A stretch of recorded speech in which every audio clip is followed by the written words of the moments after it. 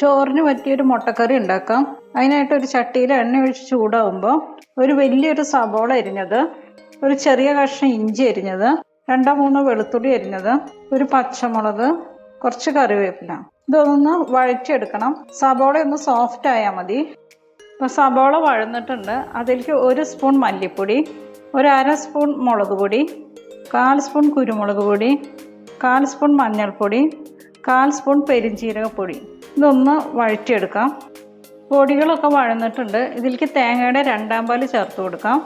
ഒരു ഉരുളക്കിഴങ്ങ് പുഴുങ്ങി കഷ്ണമാക്കിയത് ചേർത്ത് കൊടുക്കാം. ഇതിന് ചെറിയൊരു പുളി വേണം. അതിന് വേണ്ടിയിട്ട് ഒരു ചെറിയ കഷ്ണം കുടംപുളി വെള്ളത്തിലിട്ടത് ഒഴിച്ചു കൊടുക്കാം. പാകത്തിന് ഉപ്പ് ചേർത്ത് കൊടുക്കാം. ഇനി ഇത് മൂടി വെച്ചൊന്ന് തിളയ്ക്കണം.